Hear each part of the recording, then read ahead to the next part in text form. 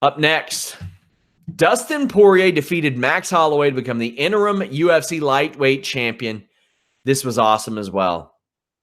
And Dustin Poirier just did it, man. Initially, I kind of had this scored like a draw, but honestly, this was a close fight.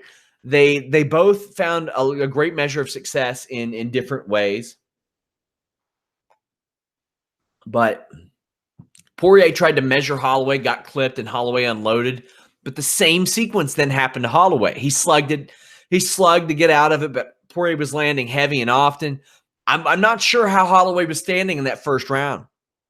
Poirier connected anytime he wanted and dominated that round. Holloway was getting in here and there, but his shots weren't doing much, and Poirier was landing so heavy and so often that it was probably a 10-8 under the new scoring. Poirier in round two already looked like he was slowing. Holloway stepped it up, but Poirier turned it on and clipped Holloway multiple times. There was a great standoff at the end of this round that you have to see. Just amazing. The size discrepancy was evident, even though Poirier had fought at featherweight prior. Max held his own, man. Poirier did slow down, especially in round three, but still the reach of Poirier really affected Holloway, especially off the counter. Poirier was able to just lean in and kind of touch Holloway and push him back a little bit. Poirier then played into Holloway's game.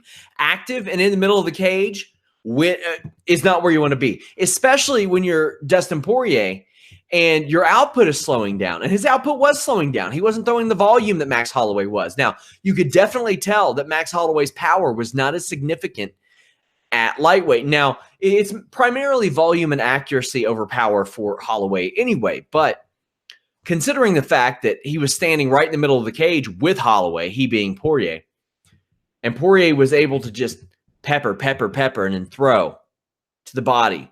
Ooh, man, that was something that really paid off for Holloway, and I thought he was going to end up pulling off and winning this fight. Then there's the big knee that lands for Poirier. He had landed a takedown in round 4 early, but it was pretty clear that Poirier was cooked. He lost that round. But that big knee that Poirier landed, I think that one saved him. I think the big knee from Poirier that busted up Holloway's nose and put that cut above him, that may have saved him. It affected Holloway's output. It affected the cardio. It affected his win.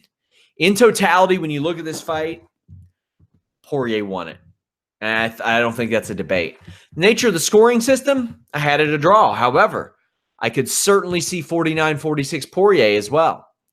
I could see Poirier winning 3 rounds to 2 with 1 round being a 10-8. That being the first round. Dustin Poirier earned this. BJ Penn and TJ Dillashaw, when BJ Penn moved up, TJ Dillashaw moved down for their title fights to try to become champ. I think that they looked lesser than. Max Holloway did not look lesser than. He looked overmatched, but he still had that just not giving a shit added to him. It just added to the aura of Max Holloway and the appeal of Max Holloway. I don't know how many people are walking away from this fight and saying, you know what? Max Holloway's a bum. Not going to watch him fight for the featherweight title next go around. That ain't happening. Reminder, guys, if you submit a super chat, we will answer your questions. Same goes on Tuesdays where we review things over there. FightfulMMA.com is where to go for all of your MMA news. Whew, boy. People asking, is Dustin going to get the unification with Khabib? I think that Tony has too many personal issues to get that unification fight. But, man, if he could stay straight, I think he could. But how can you book Khabib and Tony with as unpredictable as Khabib is, as unpredictable as Ferguson is, and the fact that you've tried to make it happen so many times? Ugh. This was a phenomenal last 3 fights. The main event and the co-main event, amazing. The Eric Anders withstanding Khalil Roundtree's thing was pretty special too. What matches do I want to see out of this?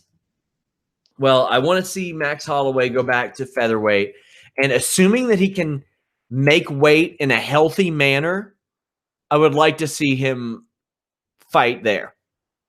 I would love to see Conor McGregor against Justin Gaethje or Conor McGregor against Tony Ferguson. I would also like to see Dustin Poirier versus Khabib Nurmagomedov. Interim champion's got to fight the champion.